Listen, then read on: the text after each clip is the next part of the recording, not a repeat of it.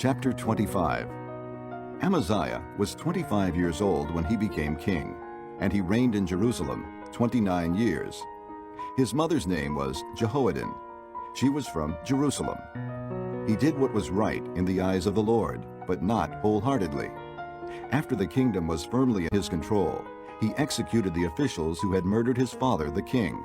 Yet he did not put their sons to death, but acted in accordance with what is written in the law, in the book of Moses, where the Lord commanded, Fathers shall not be put to death for their children, nor children put to death for their fathers.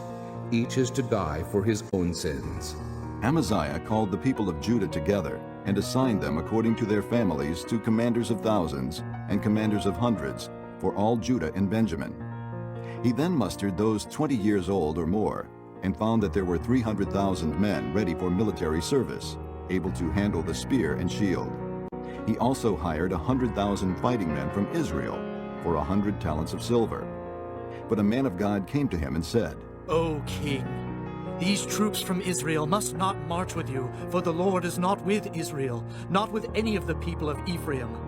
Even if you go and fight courageously in battle, God will overthrow you before the enemy, for God has the power to help or to overthrow. Amaziah asked the man of God, But what about the 100 talents I paid for these Israelite troops? The man of God replied, The Lord can give you much more than that. So Amaziah dismissed the troops who had come to him from Ephraim and sent them home. They were furious with Judah and left for home in a great rage. Amaziah then marshaled his strength and led his army to the valley of Salt, where he killed 10,000 men of Seir. The army of Judah also captured 10,000 men alive, took them to the top of a cliff, and threw them down so that all were dashed to pieces. Meanwhile, the troops that Amaziah had sent back and had not allowed to take part in the war raided Judean towns from Samaria to Beth-horon. They killed 3,000 people and carried off great quantities of plunder. When Amaziah returned from slaughtering the Edomites, he brought back the gods of the people of Seir. He set them up as his own gods, bowed down to them, and burned sacrifices to them. The anger of the Lord burned against Amaziah, and he sent a prophet to him who said, Why do you consult this people's gods, which could not save their own people from your hand? While he was still speaking, the king sent to him, Have we appointed you an advisor to the king? Stop! Why be struck down? So the prophet stopped, but said, I know that God has determined to destroy you, because you have done this and have not listened to my counsel. After Amaziah, king of Judah, consulted his advisers, he sent this challenge to Jehoash, son of Jehoahaz, the son of Jehu, king of Israel. Come, meet me face to face. But Jehoash, king of Israel, replied to Amaziah, king of Judah, A thistle in Lebanon sent a message to a cedar in Lebanon. Give your daughter to my son in marriage. Then a wild beast in Lebanon came along and trampled the thistle underfoot. You say to yourself that you have defeated Edom, and now you are arrogant and proud. But stay at home. Why ask for trouble and cause your own downfall and that of Judah also?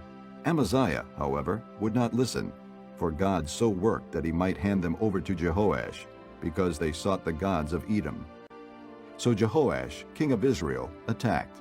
He and Amaziah, king of Judah, faced each other at Beth-shemesh in Judah.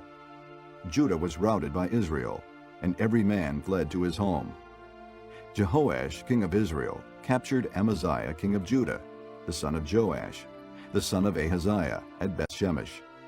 Then Jehoash brought him to Jerusalem and broke down the wall of Jerusalem from the Ephraim gate to the corner gate, a section about 600 feet long.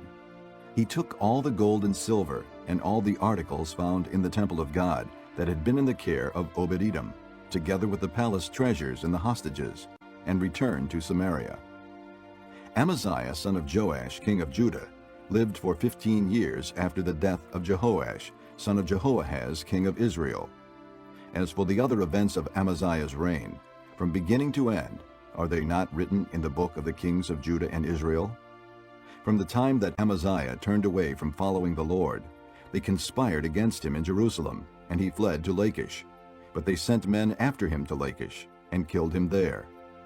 He was brought back by horse, and was buried with his fathers in the city of Judah.